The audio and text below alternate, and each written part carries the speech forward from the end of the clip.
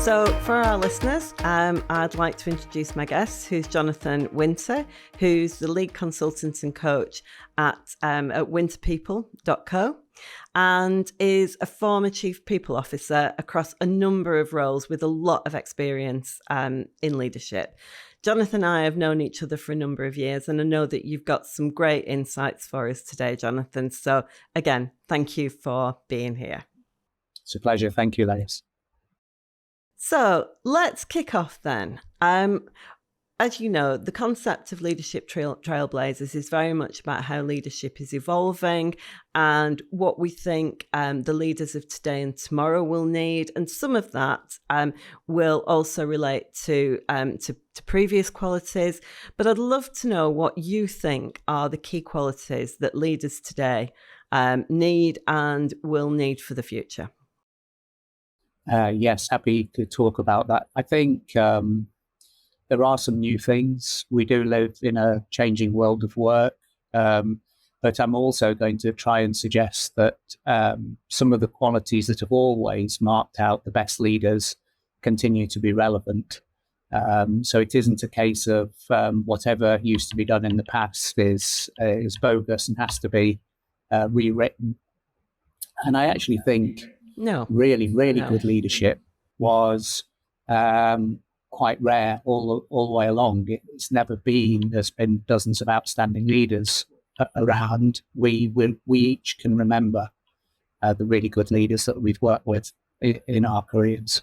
The things that I think stand good and that have always been the best qualities of great leaders are that they are people-centered.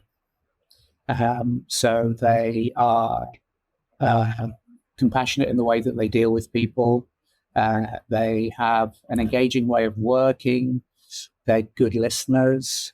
They involve others in their decisions. One of the big pitfalls of leadership is that leaders can sometimes, the further up the ladder they get, think that they have to work more and more in isolation and independently of others. And I would suggest that the more senior you are, the more vital it becomes that you retain that contact with others. You don't lead alone. There might be the occasional big decision where people look to you to make it because it's a judgment call. But in the main, the decisions you're making should be taking as many of the people with you as you can because they feel they've been part of the direction. Yeah, I agree with that, Jonathan. And it's very interesting when you talk about, kind of the further up leaders go, the more likely it is that they then do start to slip into leading in isolation rather than necessarily leading in a way that might have been their previous style, which was, more collaborative and bringing people along with them. What's your view on what causes that when leaders do slide into that temptation to lead in isolation? I think at the heart of it, there is a misconception about what it is to be the boss. It isn't about being the heroic leader. We've seen how those things normally don't last very long. You do get heroic leaders. We could probably think of some in politics at the moment, but usually they crash and burn before too long. The leaders who really succeed are the ones who keep in contact with the people that they're leading. I think there's a couple of things that you can do to insulate yourself against that risk, because sometimes these things happen unconsciously and over time.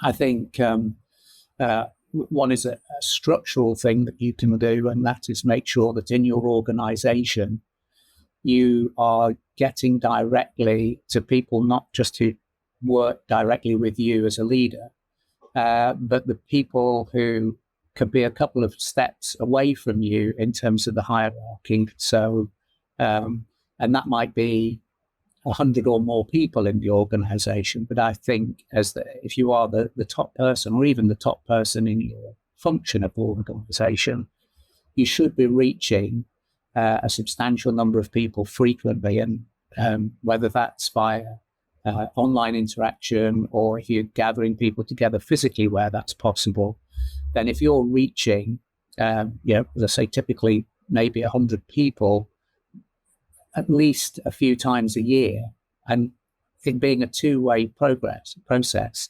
then you're going to have much more chance of the things that you are trying to lead on being adopted and being successful. The other thing I would suggest as well is that you may be the only person in your job, in your organization, but you have peers in other organizations. And so one thing that I've certainly done for a number of years is be part of a peer group of people in other organizations doing jobs similar to mine, where we interact with each other. There isn't normally a big commercial confidence issue, because often we're working in different kinds of organizational industries, sectors. But you find that often the problems are very common, and they are usually to do with change, and they're usually to do with people. Yeah, and that's certainly one of the things that I've seen in my experience as well. And just to stay with that theme for just one more question. Even if you manage to get in front of people and do those interactions with people who are, as you say, 2 or 3 steps removed from you, what do you think leaders need to do in order to encourage people to talk to them properly? Because that I think is one of the other difficulties, that you might be trying to reach out to people who are a bit more removed from you, but you're seen as, the senior, the boss, whatever, and people don't always feel comfortable sharing their true feelings with somebody who's the boss. So what do you think it's important for leaders to do in order to encourage that two-way process? Okay, so a bit like my previous answer, I think there is a style thing, and then I think there's also a tactic that you can employ. And I think the real gold lies in combining the two things that I'm about to say. So the style thing is a way you interact with people, and for some people it comes naturally to be seem very approachable, seem very personable. If it doesn't come naturally to you, you might need to work at it. You might need to do some coaching on it. And that's something I coach leaders on quite a lot, which is how to seem more approachable, even though on the inside they feel like they are, looking at how they're communicating and whether it encourages feedback or not. So I think some people have that popular touch, and people feel that they can go and talk to them. And that is about not being formal in your communication style, wherever you can avoid doing that. The specific tactic that I would deploy, and again, we've used this to great effect, is it's not particularly original, but I still think it's very effective, is 360-degree feedback. And sometimes what leaders do in 360-degree feedback is they only ask for feedback from other leaders, other senior people in the organization. And that to me is a waste of an opportunity. And I think to use 360-degree feedback really well, you need to be asking quite a number of people, maybe 30 or more people across the organization, who sometimes might not expect to be asked to give feedback about how you're leading, what they would like to see you do differently. But being asked in itself is a mark that you are interested in their views. And I think key in that process is to tell people that you will, and this takes some bravery, but you will give feedback to the people who participated, and indeed the wider organization, about what you intend to do on the basis of the feedback that you have received. And just adding that thing in makes people more inclined to be candid. And time after time, the numbers of people I've done 360-degree feedback with, and they are very surprised by a couple of things. One, how candid people have been, and two, the consistency of the feedback they get from different people.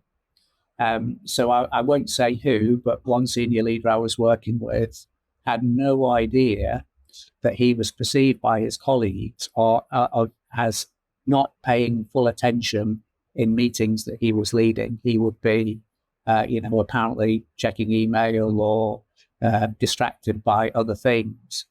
And I think if his peer had said that, or his PA had said that, he might have discounted it. But that feedback came from a number of people in different parts of the organization.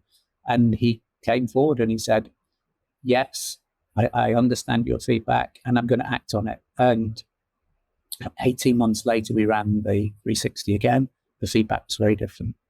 Mm. And I agree with that, because I think for 360 to be effective, you have to demonstrate that you're going to act on that feedback. I think that is vital. So just to shift a little bit now, because we've said that in terms of this whole how is leadership evolving and what do people need to think about differently and do differently as leaders, going into the future, doesn't mean to say that we throw out everything that has stood us in good stead in the past. But are there any specifics, Jonathan, that you really see as being vital, even if it's nuanced now, in terms of how leaders need to evolve to be successful now and into the future?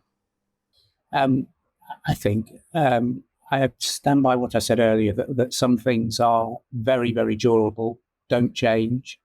A couple of things I would pick out that we need to keep an eye on as leaders in the way that we're working now. One is, I'm sure in just about every one of your conversations with people are talking about artificial intelligence and its role and how it's changing things. Artificial intelligence doesn't replace actual intelligence. So that's the more important AI from my point of view. And we need to be very clear at understanding when AI is helping us and when actually it might be the least appropriate route to rely on. And I think the thing that AI can't do at the moment, and that's why coaching is still so important in organizations, is I don't think it does empathy yet. And I know there are coaching bots, and there are people who use AI like a coach, and it can be very helpful, and you learn lots and lots of things that you otherwise wouldn't. And your AI coach never sleeps. They're always there. If you wake up at 4 o'clock on a Sunday morning worrying about something, you can go to them, but they're limited. And so I think we need to be really careful that AI helps. It has a role, but it isn't the be all and end all. So that's one thing that I would watch for. I think I'm going to use another cliche here, but hopefully it'll be worth it, that change is a constant. But I think the thing that people haven't really acknowledged is that change is not a bad thing. Change is a necessary thing. And there tends to be a focus on what we're going to lose or what the problems will be in change. And I think in the current way we're working, it's very effective if leaders say, at some point during significant change, there may well be a period of crazy time, but that's okay. I'm quoting somebody called Anthony Greenfield, who, by the way, there. So he talks about crazy time and change.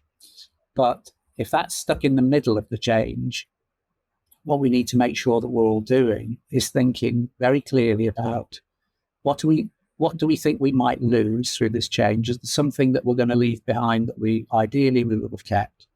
Is there something that we're really doing this for, what the real benefits are? And those two things are either end of the change. And in the middle, there's a lot of stuff that doesn't change, a lot of stuff that stays the same. So I think it's important, and I'm talking about change in kind of three ways there. I think it's really important that we don't get totally occupied with the things that people feel that we will be losing when they're changing stuff, because actually it is only a subset, usually a small subset of the impact of change. And that model of breaking things down into threes is something that I do use quite often when working with people. And it's amazing how often you can do that, and it helps bring clarity. I can give you another quick example if that would be appropriate. Yeah, sure. Yeah, please do. Yeah. Okay, so I think a workforce, the people who work in an organization are also, you could describe them in three ways. There are the super high performers who are going to be really high performers almost regardless of what you do with them. They're self-motivated, they know what they need to do, and they set about doing it really, really well. That's a small proportion of people at the top. There are a few people who, at the lower end of the performance range in every organization. It's funny, however good the recruitment is in organizations and however good the succession planning is, every organization has its proportion, and it's a small proportion of people who are probably never going to be really high performers, and you can spend a lot of time on them, but I'd suggest that you don't make that the focus of your activity. You try to avoid recruiting those people and move them on where you can. But the majority of people, this is the third bit of the three sections, and the biggest by far, these are the people whose performance you can influence, who, treated in the right way, given the right ways of working, given the right circumstances, given the right leadership direction, responsibility, recognition, you can substantially increase their performance, their contribution, their enjoyment of their work. So that's another, breaking the world down into threes. Yeah, and I really like that, breaking the goal down into threes.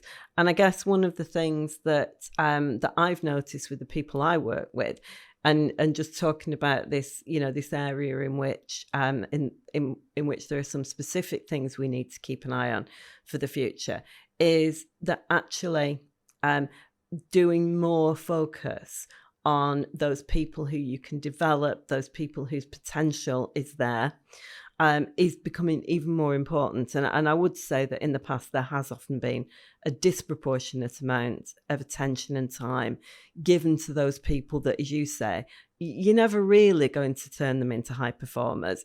They may be people who you need in certain roles, but giving them a disproportionate amount of attention, I think, is not something we can afford in the future. I think we really need to think about, who can we develop? How do we increase the high performance in our organizations? Because that feels very necessary to me. Can I just ask you about demographics as well?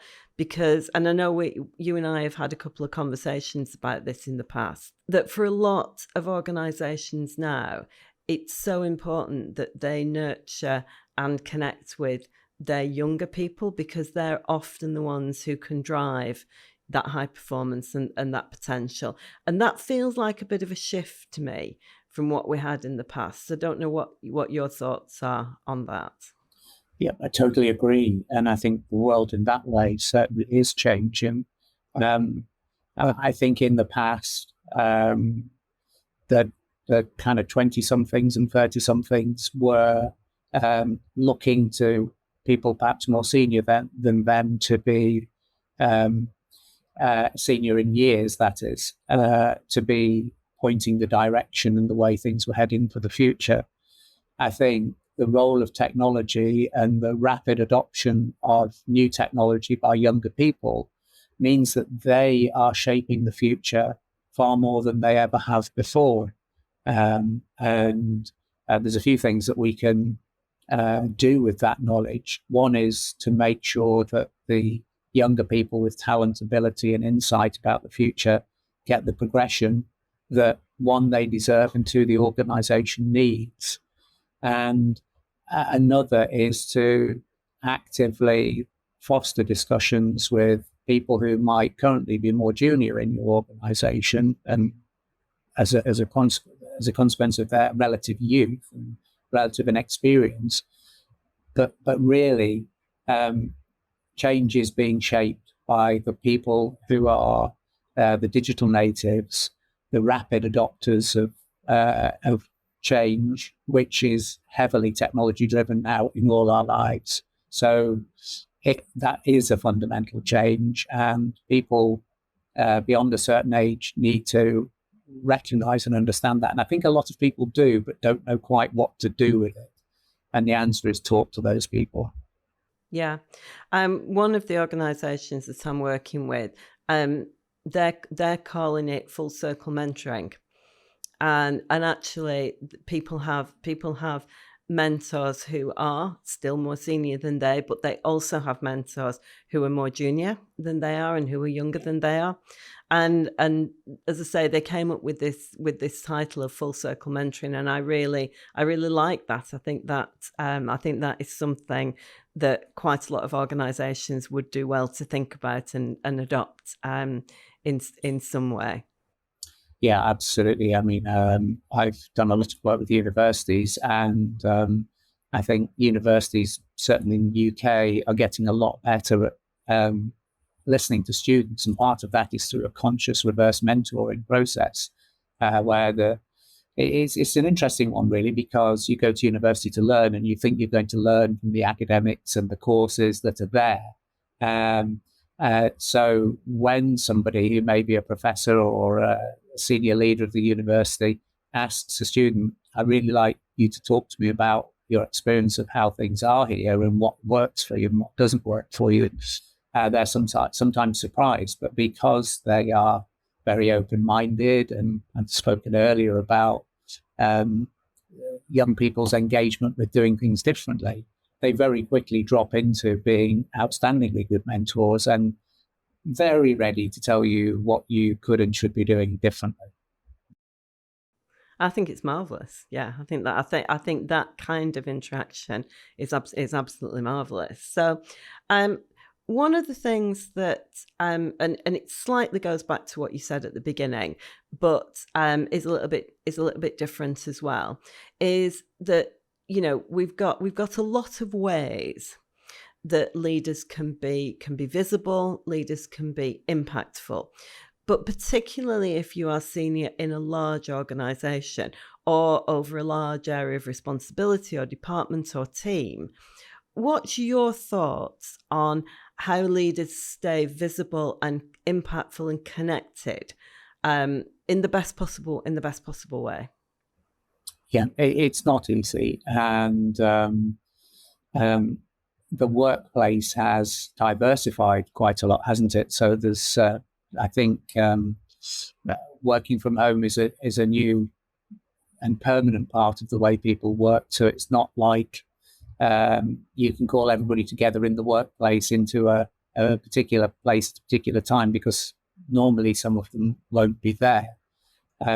So I think there is a place for technology. I think try to get people together when you can. And I spoke in answer to one of your other questions about leading through managers. If you can't meet hundreds or maybe thousands of people in your organization yourself, but the people who work within that leadership structure, you can spend time with them, and they can then spread the message of what you're doing, why you're doing it.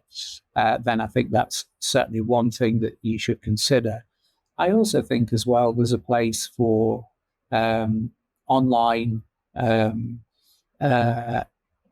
opportunities for people to join a Q&A and a briefing. That's something I've seen work successfully. There's no limit to how many people can join that. I've been in an organization where many hundreds of people would go onto a live briefing and Q&A, have an opportunity to submit questions in advance and know that those could be answered, having opportunity to answer questions real time. I think in the past that might have felt artificial, the fact that it was being done through a screen, and might have felt overly stage managed. But I think now we're so used to, as you and I are right now, interacting with people through a screen, that I think a real sense of humility, humanity, approachability, all of those things can come through in those kind of conversations. Whereas I think a lot of leaders sometimes are still thinking that, well, written communication is the only way I can get to people. There's a place for that if there's something that you want to be in print, but I think there's also a place for for showing that you are a person, and when they ask a question, you think before you answer and you've listened carefully. I think that has real power. Yeah, I agree. And it also connects slightly back to what you were talking about AI, because certainly one of the things that I'm hearing is that, yeah, AI can do many, many things, but in this world of AI, people are craving even more that human interaction, real connection, and feeling that they are getting that, that level of attention. It was interesting what you said about the leader who genuinely hadn't realized that people saw him as being distracted, and that feedback was so important. So I think attention, real human interaction, showing that humanity, showing that humility, and I think that absolutely can connect on a screen if it's not possible to do it in person. So 100% agree with you on that. So a couple of things. What do you see as being the biggest challenges that leaders are facing today? I think whether you're leading a very small business or a national organization or a global organization, we live in very turbulent times. I think there is a lot of political divergence of thinking. There is the New World Order that is being talked about. Whilst we, I think, always thought that the future war would somehow be fought in cyberspace, I think old-fashioned weapons and military might are affecting the world in ways that even a couple of years ago we probably wouldn't have anticipated. So things feel unsafe and insecure. And if you're trying to run an organization, the chances are that you are relying on international cooperation in some form or another, whether that's an organization that needs oil or an organization that needs people. You're relying on some kind of trust. And I think trust seems to be increasingly short supplied. So I think maybe the thing that leaders in organizations can bring to people's lives, and I don't just mean their working lives, I mean their wider lives, is a sense that wherever possible, we are bringing some certainty and some predictability to the way that we're doing things.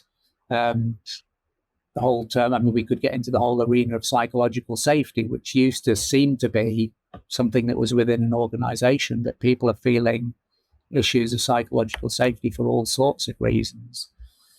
Within the UK, there are tensions that are around in society, and people not knowing whether they're going to be in some way vulnerable at work or vulnerable elsewhere in their lives. So people are feeling all sorts of vulnerabilities.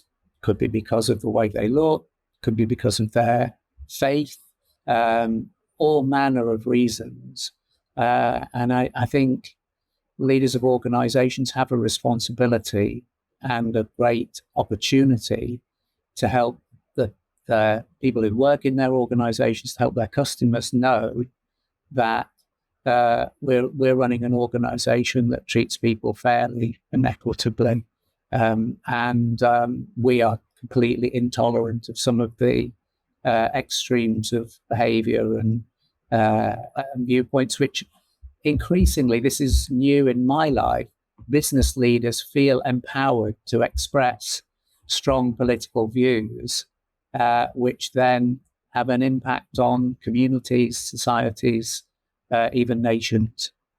And I think that what you said there about, where you can, injecting a feeling that this is a place where people can feel that psychological safety.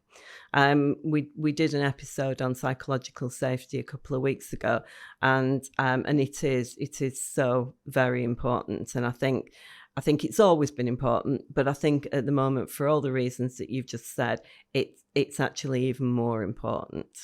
So some really great insights, Jonathan. Before we close, can I just ask you to share with the listeners what do you think have been the biggest challenges you've personally faced as a leader, and any advice you can give to people out there who on how they might overcome some of those challenges? The main one, and that's why I probably started there, it is the potential for isolation. And so what I've consciously done there is always work with a leadership team when I've been part of a leadership team, or when I've been the leader of that organization, say an HR function in an organization. Make sure that you are working with your team. You can't work directly with everybody, but it's very easy to fall into the trap of trusting your instinct and your intuition too much without checking it out with other people. So I really think you need to be working as part of a team, regardless of how senior you are. I think something that leaders need to be really good at is making sure that the people who are working with and around you, as far as possible, are working to their strengths. So I'm a big fan of strengths-based approaches to things. I'm sure you've covered this, or you will soon in another of your brilliant podcasts. But the effect, the benefit you get from, first of all, people recognizing their strengths, and in doing that, perhaps also getting some insight into the things that are not their strengths, but they're other people's strengths, and doing more of what they're best at.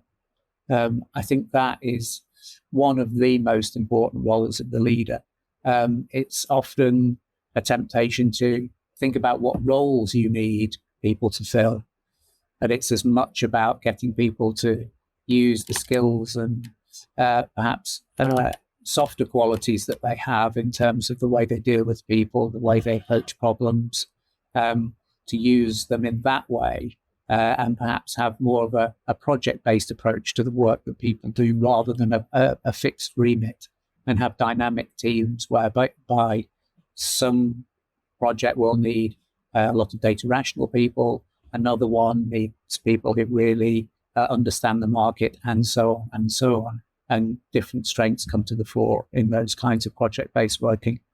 Yeah, I would absolutely agree with that. And, we see increasingly a lot of organizations adopting that more matrix style, project style based leadership. So that's I think that is really important to remember. So just in closing, Jonathan, we're both coaches, and I know that the work that you're doing with many senior leaders and many senior teams it's similar to some of the work that I'm doing.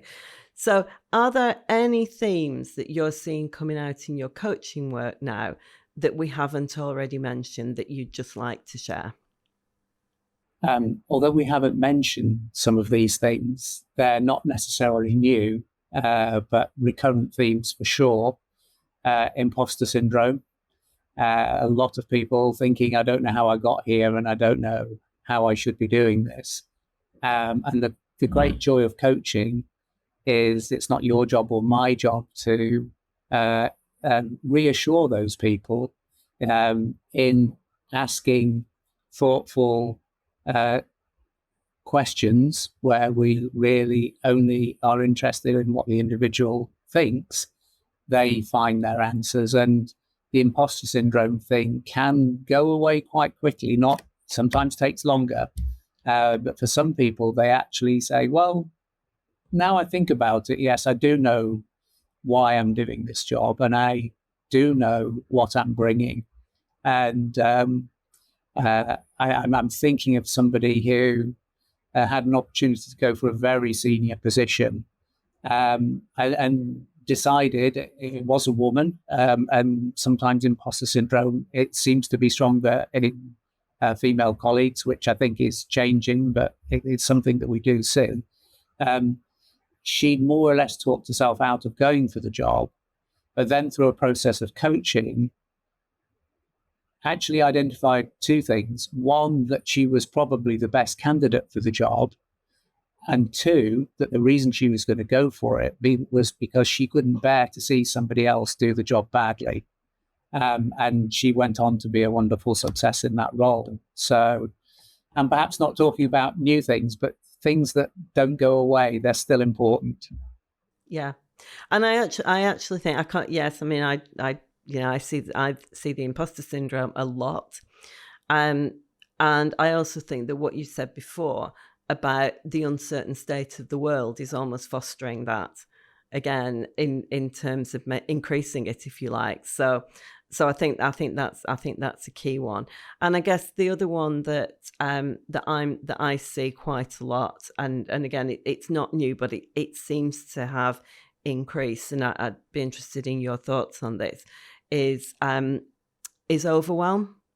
There's just so much information and so much overwhelm, and actually sorting that out and finding a way of dealing with that, with that increase in information is really important. Would you agree with that? Yes, absolutely. And burnout and people not knowing what to do next. And I think that's a function of some of the other things that we've talked about, but also it's the fact that the future feels deeply uncertain. And so the things that are on your desk in the past, you could probably think back, well, what did we do the last time this happened? We did this and it worked.